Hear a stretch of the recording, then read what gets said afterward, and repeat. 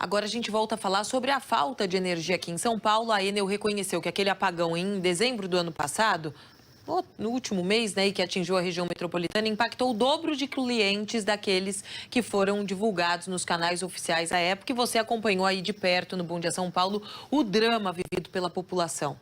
No dia seguinte, a ventania, o que aconteceu?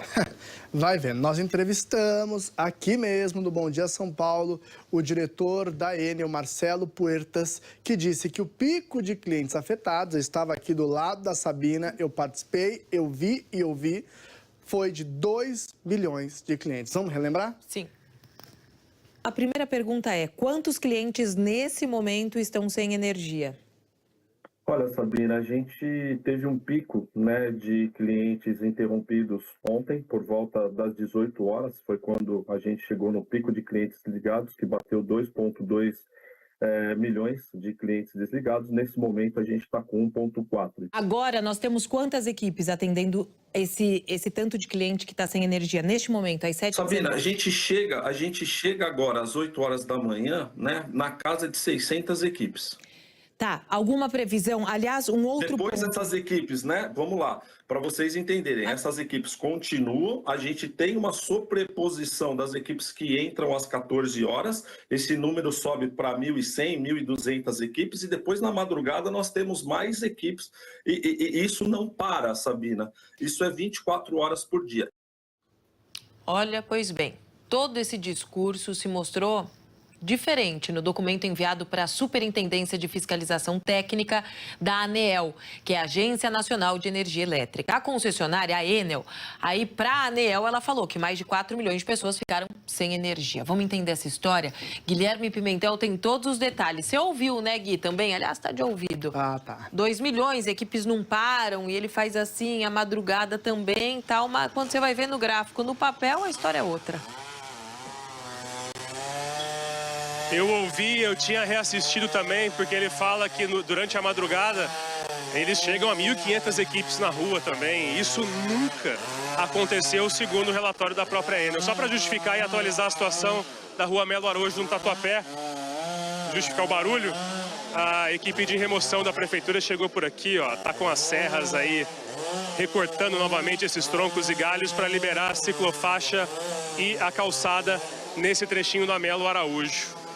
Só para vocês entenderem esse barulho de serra enquanto eu vou conversar com vocês. Sabina, essa carta, como você falou, foi enviada à Enel no dia 19 de dezembro, 3 dias depois daquele anúncio conjunto do ministro de Minas e Energia, do governador do estado e do prefeito da capital, pedindo à ANEEL a extinção do contrato da Enel. Já fazia parte de um pedido de esclarecimentos da ANEEL à Enel, então a Enel já estava prestando esses esclarecimentos.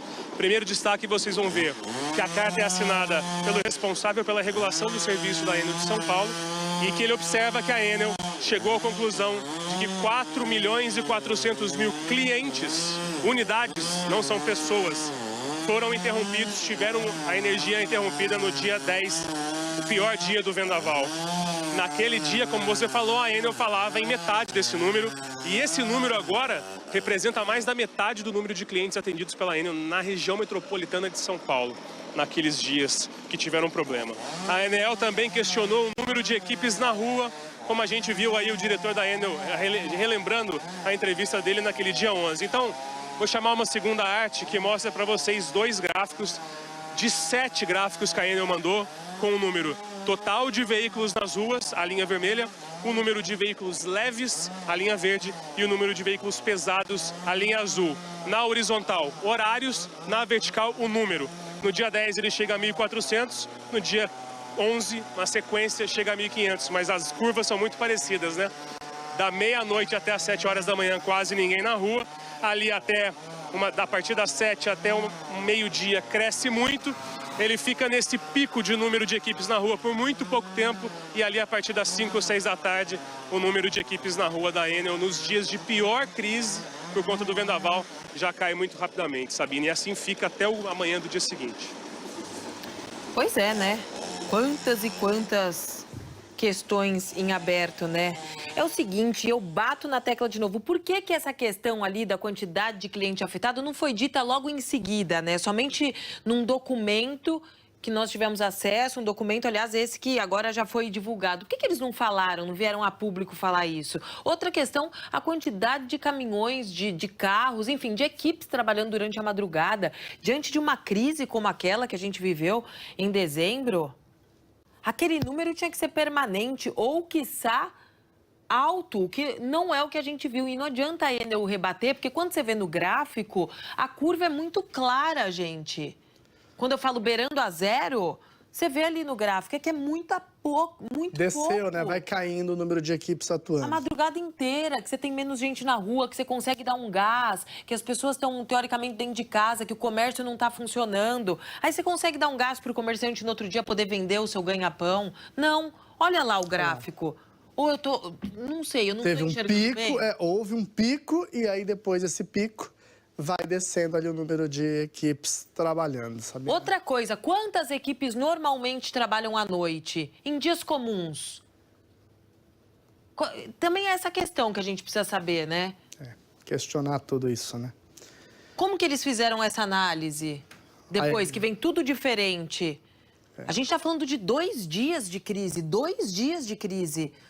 Não são 2, 3 horas. Na última segunda-feira, aliás, essa segunda-feira, nessa semana, o presidente Lula determinou que os órgãos do governo federal apurem essas falhas no fornecimento de energia. Deu um prazo para a ANEEL detalhar as ações contra a Enel. Aí. E tudo isso, inclusive, é o meio ao processo de caducidade da concessão aqui em São Paulo, né, Gui? A gente já tinha falado sobre isso também lá atrás.